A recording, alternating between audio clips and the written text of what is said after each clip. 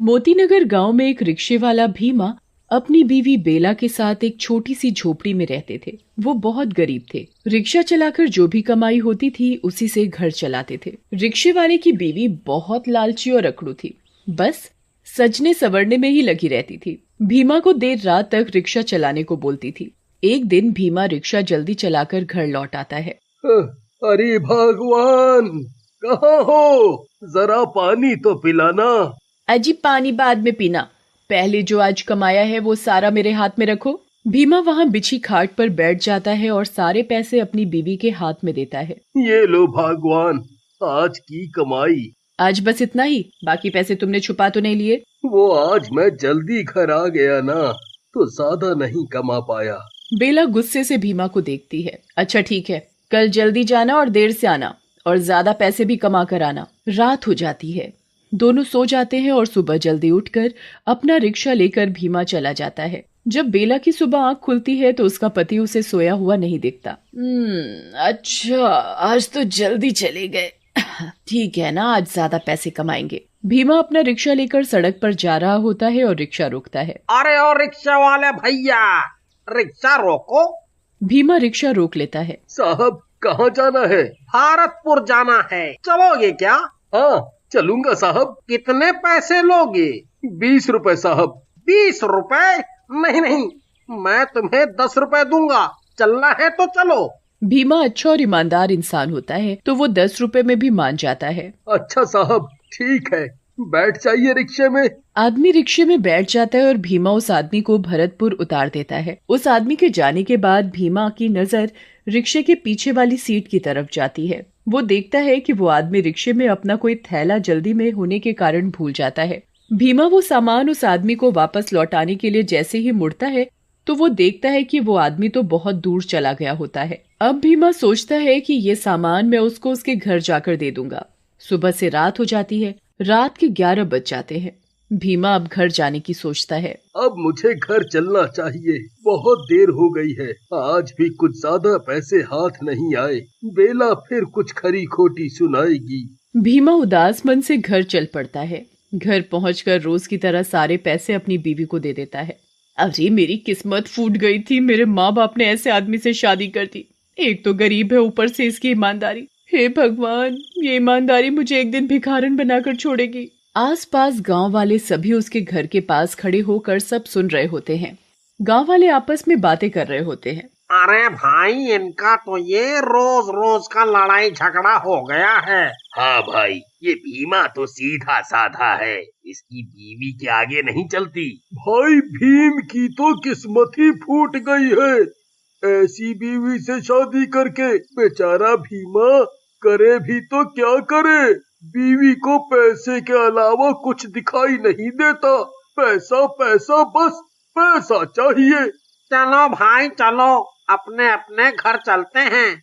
सभी गांव वाले अपने अपने घर चले जाते हैं। तभी बेला की नजर उस थैले पर पड़ती है जो वो आदमी रिक्शे में भूल जाता है। बेला जब उस थैले को खोलकर देखती है तो उसमें कुछ पैसे और कपड़े पड़े हुए होते हैं। बेला उसमें पैसे और कपड़े देखकर बहुत खुश हो जाती है।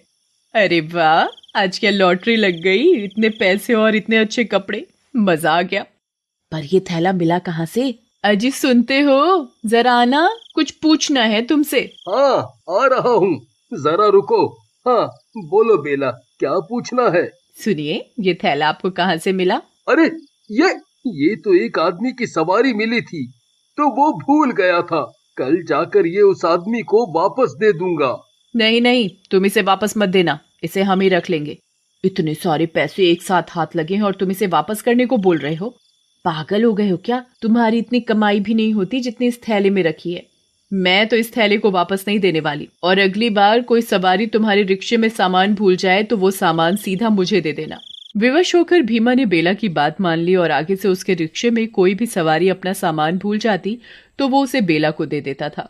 कभी पैसे निकलते तो कभी गहने और कभी खाने का सामान मिल जाता था। एक दिन भीमा के रिक्शे में एक तांत्रिक बाबा आया। अरे ओ रिक्शा वाला, रुको तो जरा, हमको कहीं जाना है। हाँ बाबा, बोलिए, कहाँ जाना है आपको?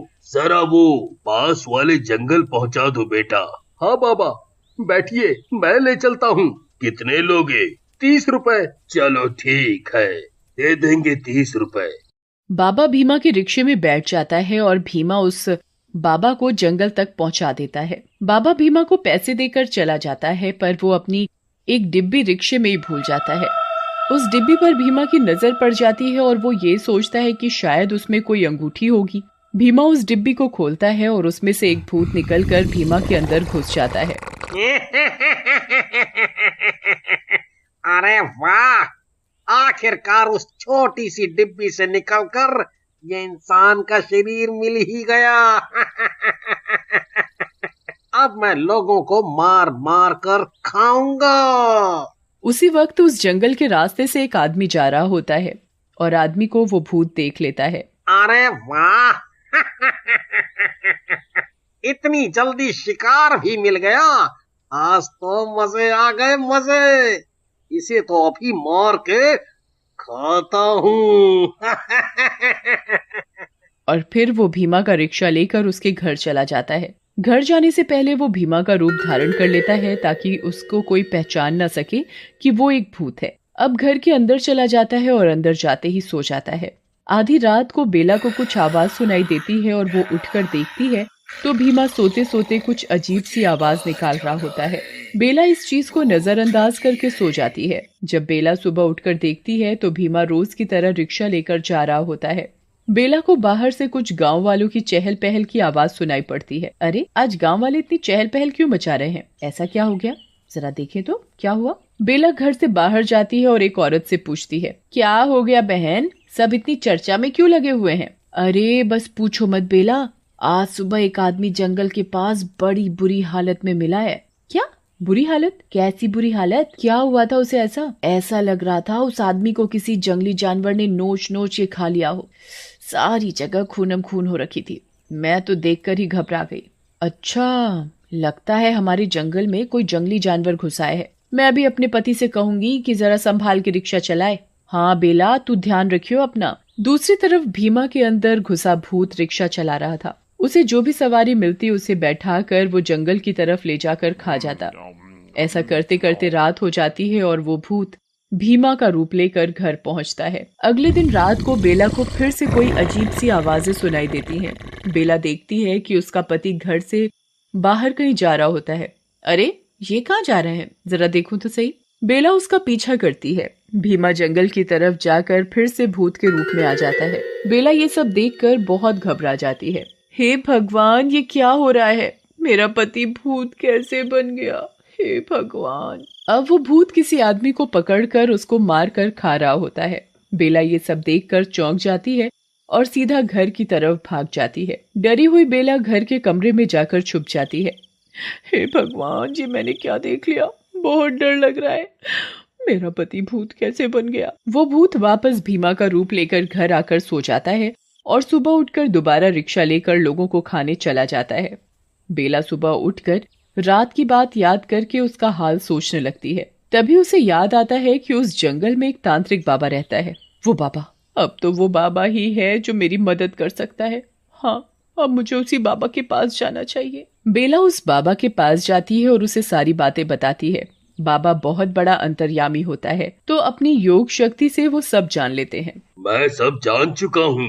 मैं तेरे पति के रिक्शे में बैठा था एक बार और मेरे हाथ में एक छोटी सी डिब्बी थी जिसमें मैंने एक बुरी आत्मा कैद करके रखी थी। वो डिब्बी मैं तेरे पति के रिक्शे में ही भूल गया और उस पर तेरे पति की नजर पड़ गई। तेरे पति ने उस डिब्बी को खोल कर देखा और तभी उसके अंदर वो बुरी आत्मा समा गई। हे भगवान, मेरे लालच की वजह से आज मेरे पति मुसीबत में पड़ गए। अब मैं कभी लालच नहीं करूंगी बाबा। अब क्या इसका कोई हल नहीं? अब मेरे पति कभी ठीक नहीं हो पाएंगे। नहीं नहीं, ऐसा नहीं है। तेरा पति बिल्कुल ठीक हो जाएगा। मैंने अभी अभी अपनी योग शक्ति से ये पता लगा लिया है कि डिब्बी अभी भी उस जंगल में पड़ी हुई है। मैं अभी उसे लेकर आता हूँ। बाबा जंगल से उस डिब्बी को लेकर आते हैं और बेला के साथ उसके घर जाता है और कुछ मंत्र पढ़कर उस भूत को अपने वश में कर लेता है। फिर बाबा उस भूत को भीमा के शरीर से निकालकर अपनी डिब्बी में दोबारा बंद कर लेता है और भीमा वापस अपना रिक्शा लेकर घर लौट आता है। शुक्र है भगवान का कि तुम सही सलामत घर आ गए। आज के बाद मैं कभी लालच नहीं करूंगी।